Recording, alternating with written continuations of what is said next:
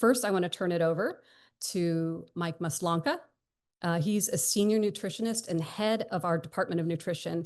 He's overseeing operations here at SCBI and the zoo, and he leads one of the most prolific nutritional programs in the world.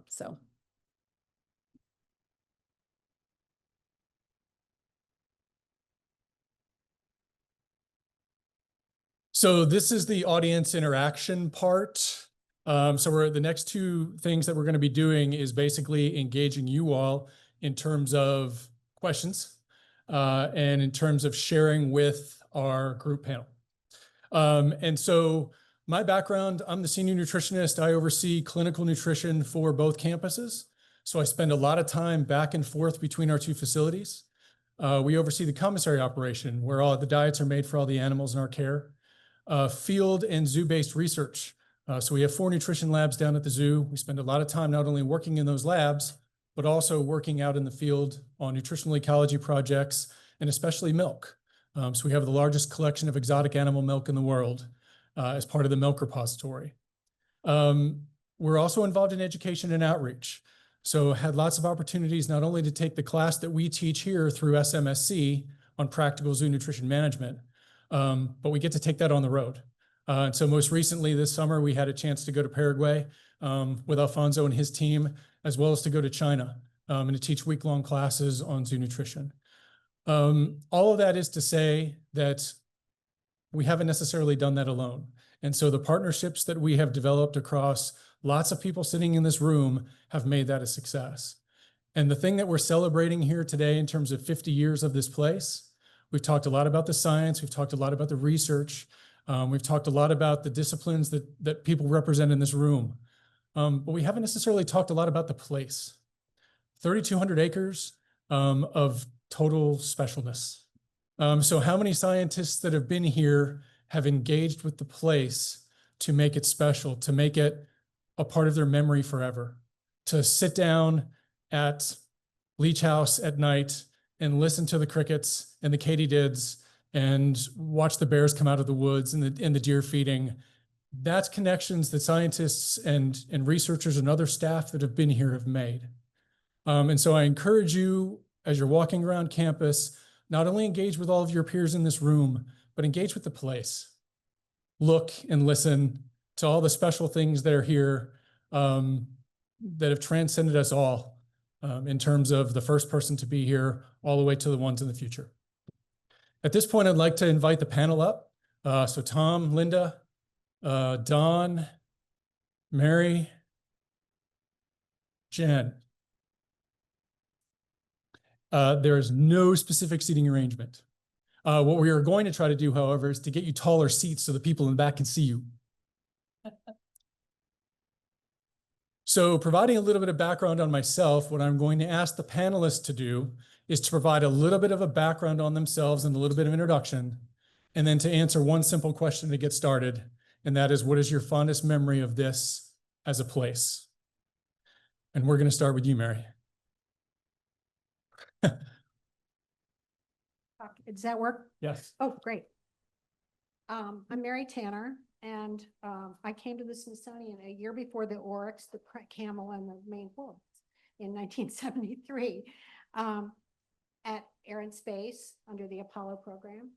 And although I had never taken science courses in college, hated it in high school, I've been a science administrator since then, working for the scientists. That's just what turned me on.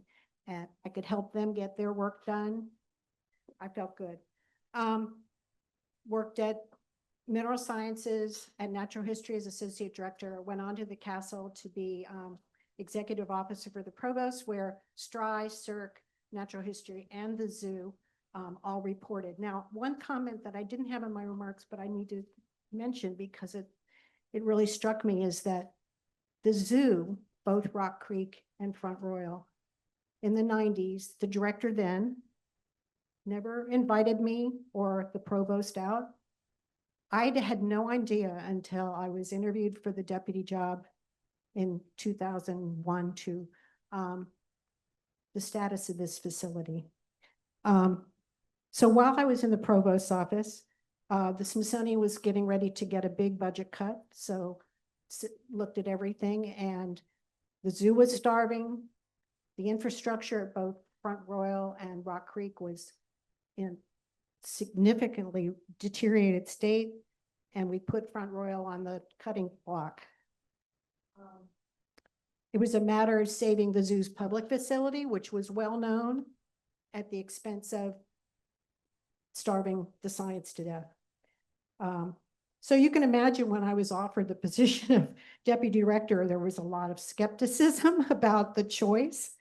But the backlash of the proposal to close Front Royal, and then followed by AZA deferring our certification and accreditation, ultimately led to a renaissance at both sites with increased federal attention and funding, the SI Mason partnership, growing partnership on the work, increased focus on external funds, really strong board support, not least of which consolidating the central facilities, the security offices. None of them cared about its place because they had no input to it. So while there was a lot of wish to not be part of Central, in fact, without that, I don't think we'd be where we are today. Living through the ups and downs, the terrible times and the positive times, I wouldn't have traded for anything. This has brought tears to my eyes today to see what we are today. And so with that, I'll pass it on to Tom.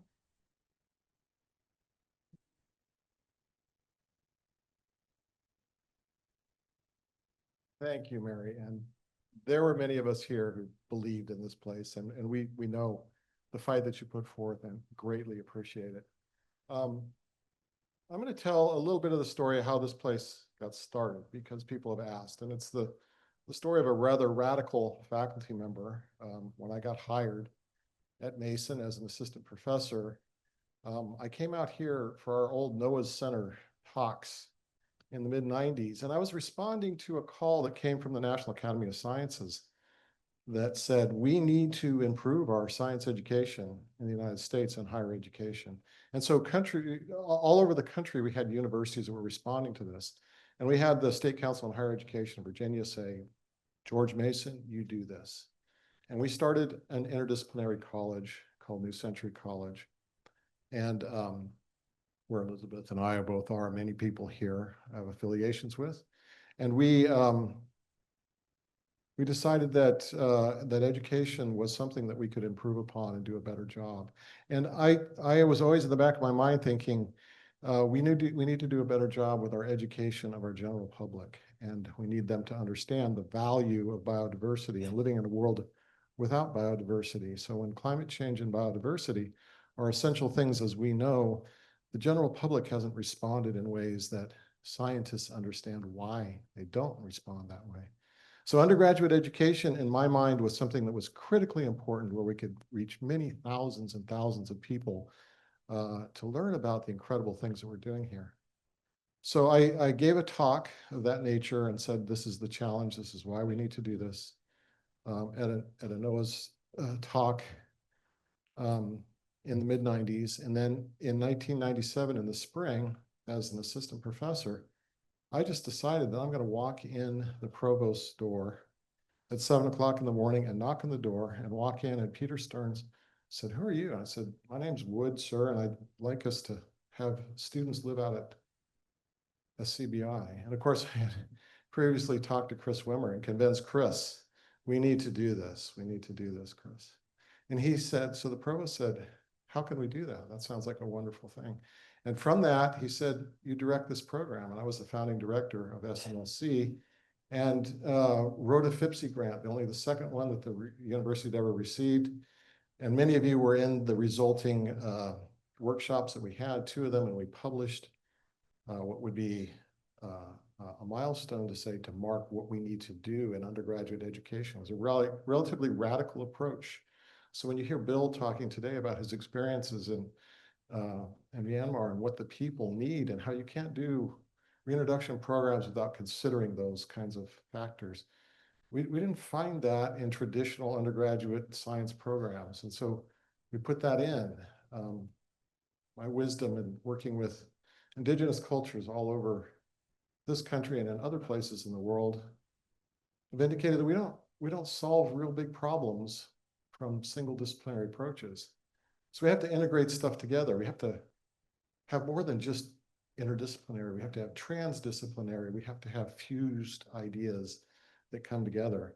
And that's what this place symbolizes. In the first 2 years that we taught out here, we didn't have this facility yet. But we used the center just right across the street, which are now has been converted into our classrooms. And it was a remarkable experience to bring everyone together with the idea of equity between our research personnel at the Smithsonian and our faculty at the university, and bringing together the program development.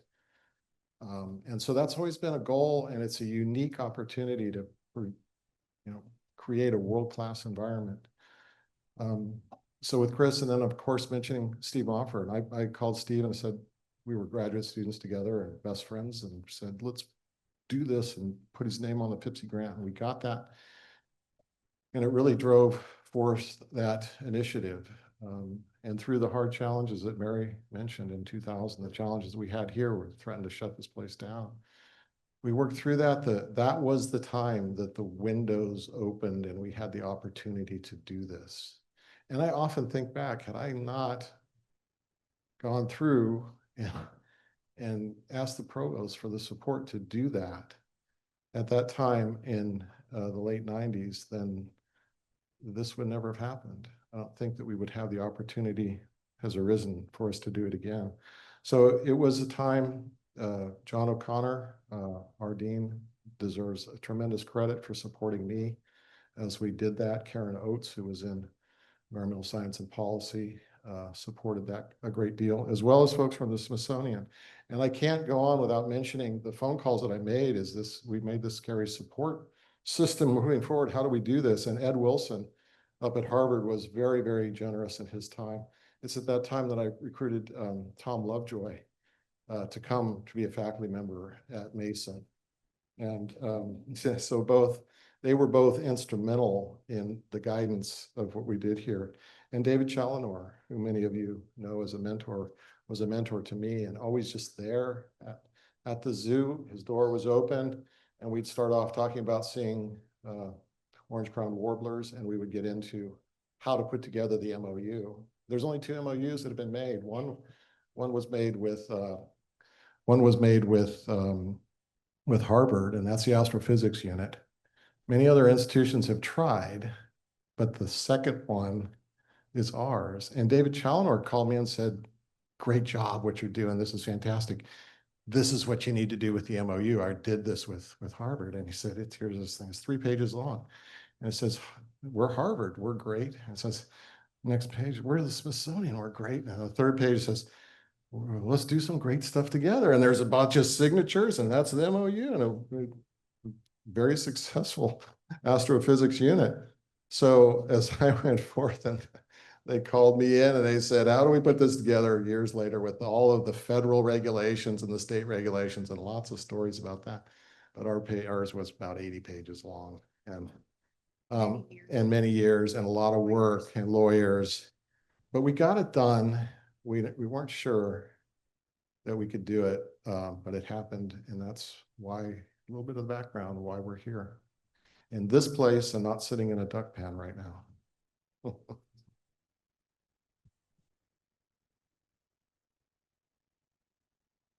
So you guys have notes, I've noticed, and I don't. Hi, I'm Linda Penfold, and I was here back in 1995 to 97, and I was renting Adrian Crozier's house. So I'm super happy that she bought the house because I loved it.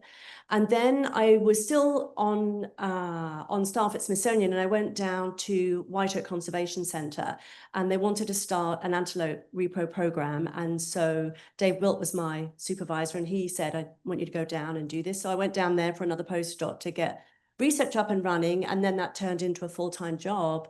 which was incredible and super fun.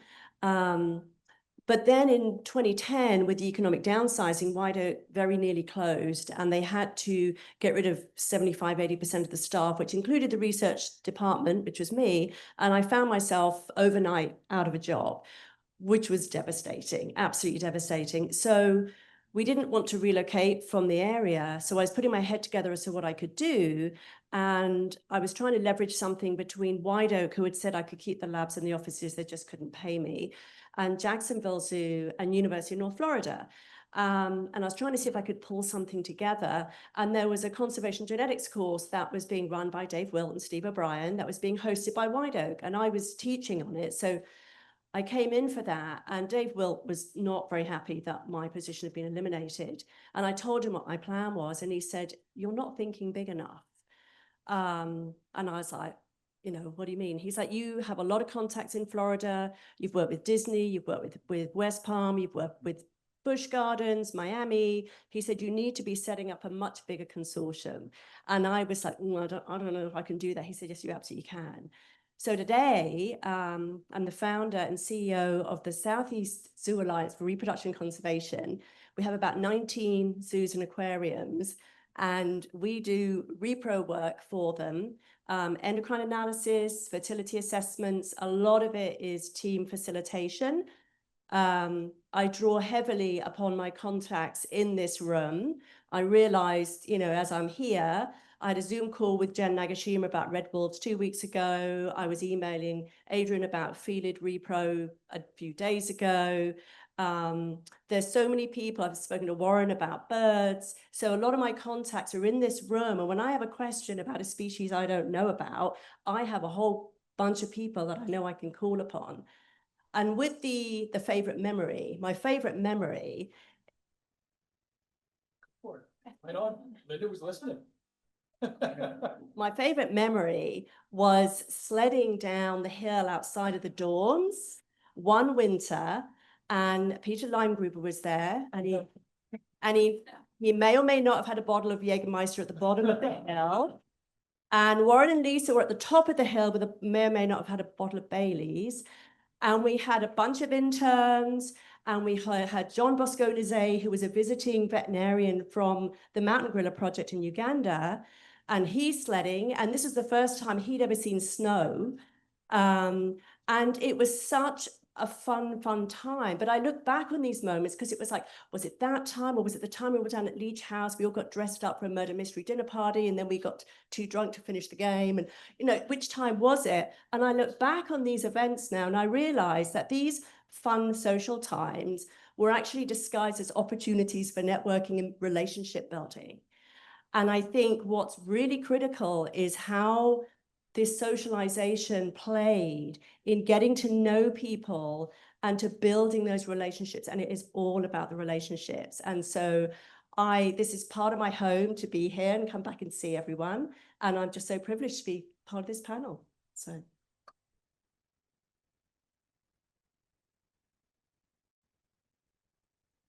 That was a really good memory.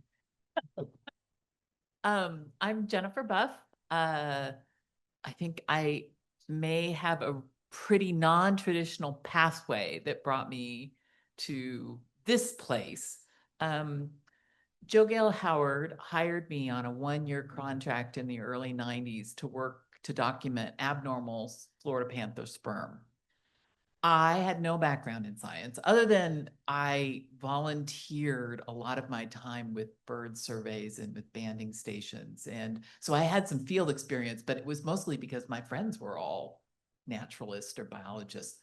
I came from a social science background, but I had made a career move, and I was put in contact with Joe Gale Howard in part because this group of scientists based in DC at the time were really seeking pathways to get outside the box of being reproductive scientists or geneticists, or at the time it was an animal, well, the NOAA Center, New Opportunities in Animal Health Sciences. So this network of scientists that had been working within their disciplines wanted to work outside their disciplines to make better impacts in the field, in the area of conservation. But they also were recognizing the importance of capacity building. We've heard that theme. And they also were looking at the zoo and saying, I think Brandy said it. Where's Brandy? She said it this morning, the hidden zoo. And that people come to the zoo to look at animals, but the animals aren't the story. Yes, they are. Yes, I know they are. But there was so much more. And so I think that my interview with Joe Gale was an interview with this program that was seeking something more. And I was over the moon about these people. And so they hired me, and I got to have my hands in this fledgling scientist in the classroom program, and I had contacts at DC Public Schools. So it was all these kind of supporting characters to my role as a biological technician working in sperm. But that year turned into 2, then 3, and there came a time where there was another decision I had to make. I loved being a tech, but that wasn't my background. And so I made noises with Dave Wilt and Joe Gale and the team that it was time for me to move on. And at the same time, this place was full of scientists who were even more hidden from everything else. And they were sort of starting to, chomp at the bit, we need more of a presence. And, they keep sending part-time educators out to Front Royal, but they never stay. And Chris Wemmer said, well, I've heard you're looking for another job. Would you like to move to Front Royal? And I was like, holy cow, what do you want me to do? And he said, I don't know. But I mean, he didn't quite say it that way. There were so many ideas that my job was not to come here and create a program to become a broker for the scientists who've been speaking today who had the ideas already. The key is that people were not risk averse. They were willing to take chances on ideas. This place is still not open to the public. So how do you say to a school group, field trip really isn't in the offing, right? So thinking outside the box. Well, we don't have a ton of staff to do school outreach, but we did have a little school outreach program that was led by the scientists helping create these ideas from their work. If you're going to go into a 3rd grade classroom, what do they need to know? They need to know about how animals function. That's their standards of learning. We got the first permit. I think Paul wrote it while he was still in Wyoming, to take the very first black-footed ferret out of a secure facility and drive it into a school. But not to showcase just the black-footed ferret, but to tell the story that we've heard time and time again of small population management and genetic diversity. That wasn't coming from me. That was coming from you. Teacher training, already a natural. Capacity building was always part of the mandate. Traditional academia, but also this idea of capacity building where you work. And so Bill McShay and Norm Borg and Melissa, this forest biodiversity program that ended up getting a foot in the door with the Smithsonian education program. So how do you create outdoor classrooms that are rooted in the actual protocols that scientists are using across the Smithsonian? That was because of the inspiration of you guys. I didn't write the materials, but I was able to help broker these ideas as the point person here. A little fledgling special event program. One of my memories, God, I'm going to cry saying this, because I think the difference was you say to this community, we're opening our gates. Well, I will say half of them thought that we were CIA emergency bunkers. But they all knew that there were things behind the gates, these exotic species, and they were thinking zoo. Well, how do you get the public to see animals that are in pastures far away? We don't have glass windows. We don't have. So the event, yes, finding ways to have people see the creatures that live here. But the key was people went away having met with people that they associate with the Discovery Channel. You know, they think of this, and suddenly they were talking to the people that they think of as heroes. And so the event was not about just having endangered species, but was about people. And I remember, I think it was Nooch who said, you know, this is so different than when we do events in DC because people come up and talk to us. They want to talk to us. And the innovation of the scientists creating like a display that is engaging and active is the best of any sort of exhibit design theory I think I've ever seen. So I think this place is special. I had a unique opportunity to see all of it because I had a foot in animal programs, but I also had a foot in the ecology programs. And that it was at a time where, as an educator, trying to find ways of getting people familiar with it, that was part of my mandate. Yeah, this place is special, but it was also special because there were people who were innovative and not afraid of risk to do things that were outside their job descriptions at the time. I think that's evolved. I think everybody's got kind of but yeah, all right, that's enough. Okay. Mm-hmm.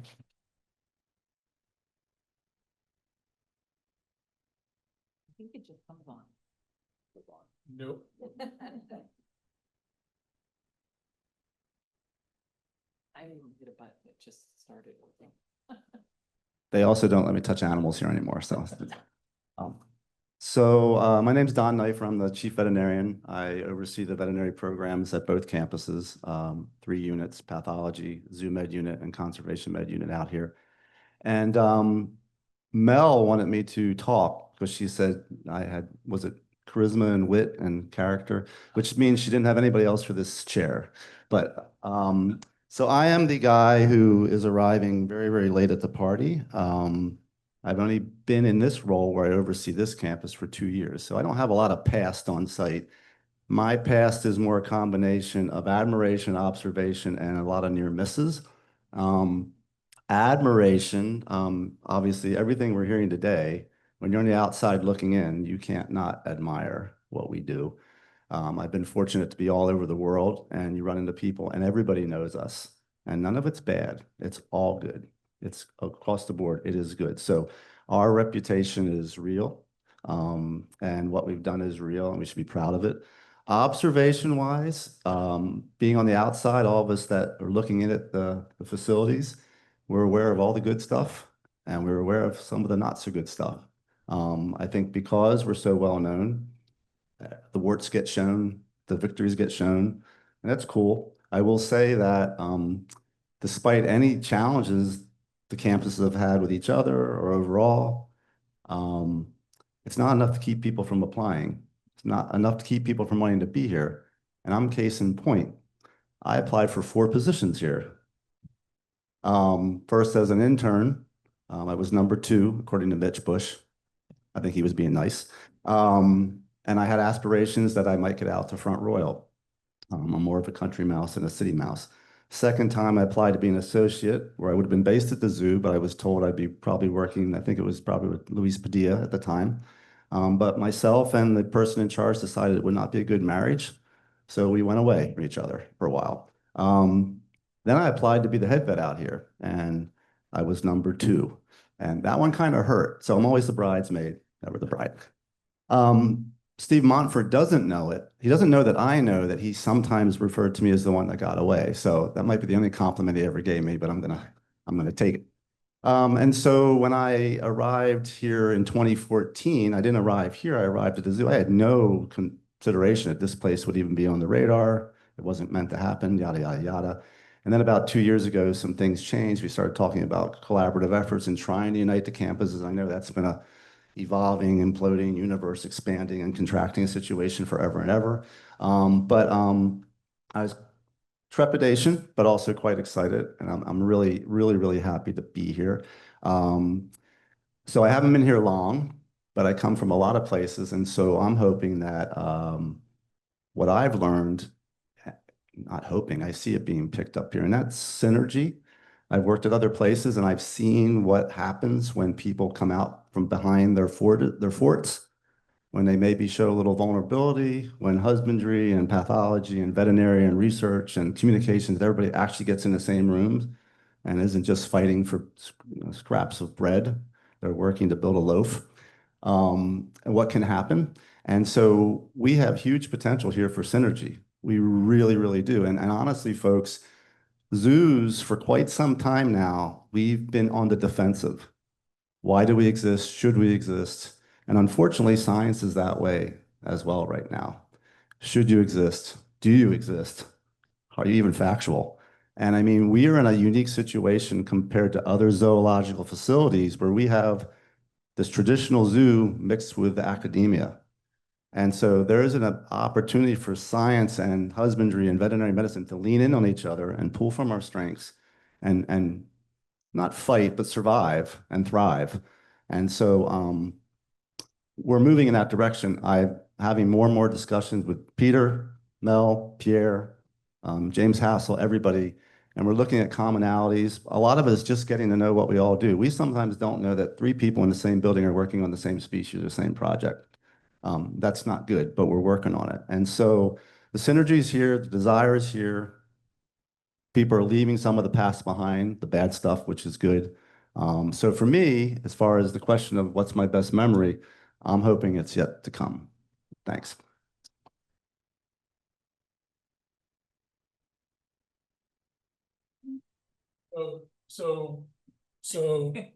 So how fortunate are we to have this group of individuals sitting in front of us right now to be able to answer any of your questions about the things that they touched on or maybe haven't touched on? Well, first off, I need to tell my funny memory. Absolutely, Mary. So before deer management, I think it was Bill McShay that mentioned it. So I was still in the castle then.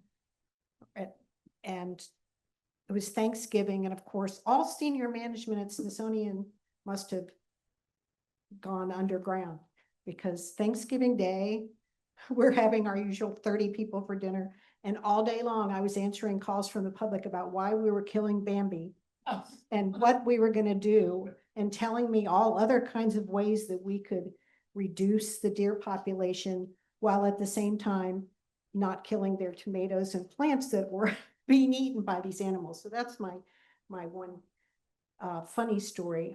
The other one, the most highlighted or memory is really at today. So I've talked to Pierre, and the Pan-Institutional Cry Preservation Center, which I started working on in '96, is actually in fruition and working, and it's just unbelievable. So many things that I look back and were just dreams of inner Smithsonian work have come to fruition, are still growing. And then the other thing is just seeing the amazing stuff that's going on, and the people that Peter and so many of you, Jennifer, that we worked hard to get positions for, Mike and others. Brandy, I think, came on as curator of enrichment before I left. So Don came on right after, but I met with him. So it's just amazing to see the growth and potential that still exists here, and it's just wonderful. Well, there's lots of stories we could tell, but you realize this is being recorded. So I think we've got 7 minutes left. We'll refrain, but love to talk to you about many of the stories and the challenges. So those of you who are a little younger in the room, when we're looking at what we think is a fairly bleak future, we're behind you. And the challenges are there in our society. But we're going to take that on, and we'll be behind you. And we've come through some pretty rigorous challenges in the past. So we'll keep that in mind. But I think we'll reserve for questions. Folks, any questions?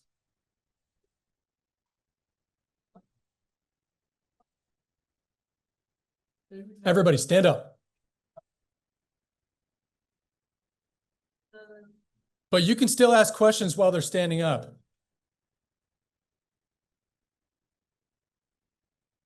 Thought we were gonna have students join us. That would be great.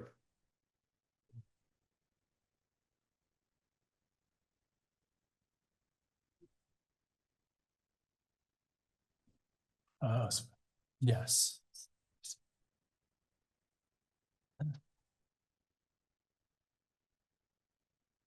Get further away from Joel.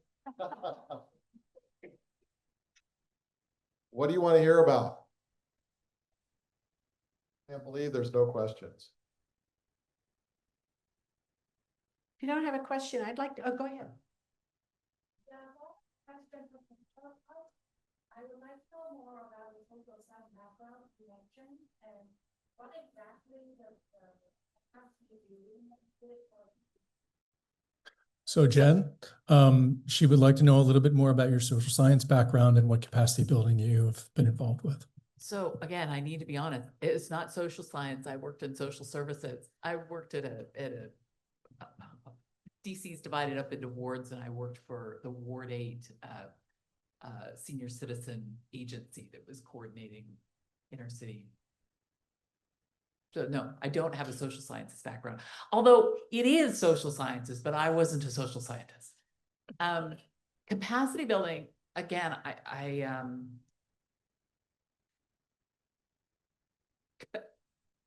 I think capacity building, as most people use it in this room, really has to do with making sure that the legacy of your science and sciences around the world, that people have the capacity to carry on when your graduate project is done or when the cycle of that grant is over. So when I think of capacity building in this room, that's the first thing that comes to mind.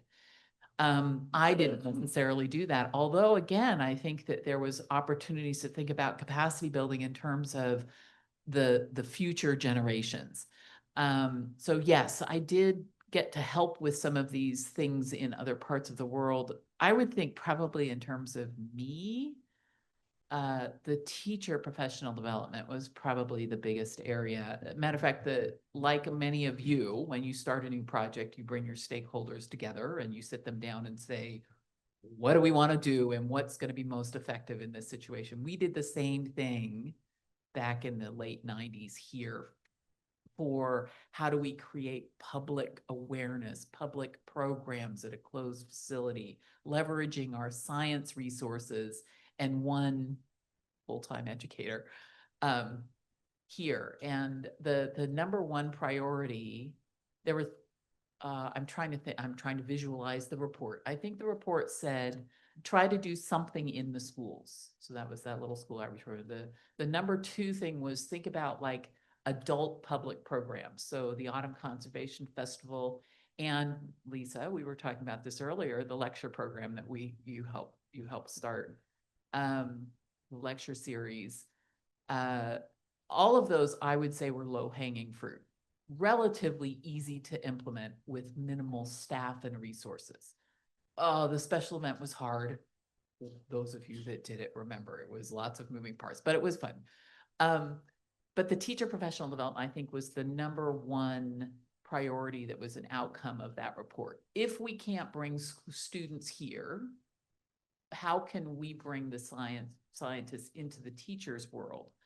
And I think that was probably when I think about capacity building, that was the biggest. And Jennifer cannot be put into a disciplinary box.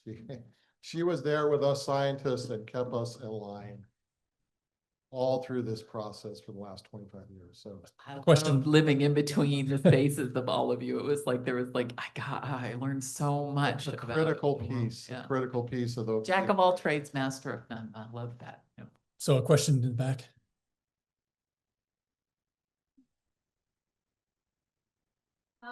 And we used to have open houses here on for first Saturday night of November. I think they were wonderful. And maybe that's not the right time of year to have them because of the, but it would be great as a liaison with the local bring those stuff. Thank you. I think everybody in the room agrees.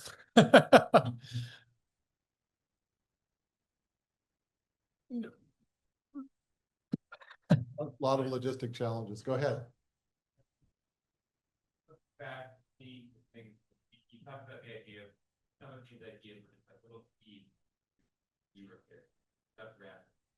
Is there some unifying things that made it, things that went being small, making this all the way?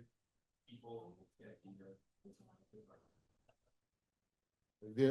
Very quickly for me, the unifying theme is our sense of respect for the natural world and our recognition that it is absolutely critical that the public understands that our part of being respecting the natural world is a reciprocity that will come back to us, and that climate change is a huge part of that, and it needs to be a high priority for us all. And passionate scientists who don't care that you tell them there isn't any money to do what you want to do.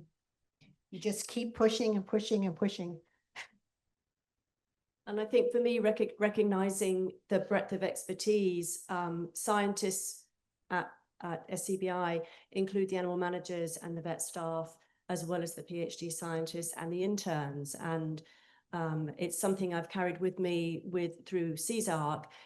The first thing we do when we're talking about problem-solving fertility challenges with various species is we have a discussion about what's going on. And if the animal husbandry staff are not in the room, the next thing I ask is to go down on the section, and then I have a chat with them. And quite often I say, what do you think the problem is? And, you know, very often they'll tell me what they think the problem is. So those folks are my experts for that species. And this is something I learned here, that the animal managers here are subject matter experts for every species. And as the researcher, you can design the project, but you need that input. Thank you. Sharon, one more. I think we've got time for one more.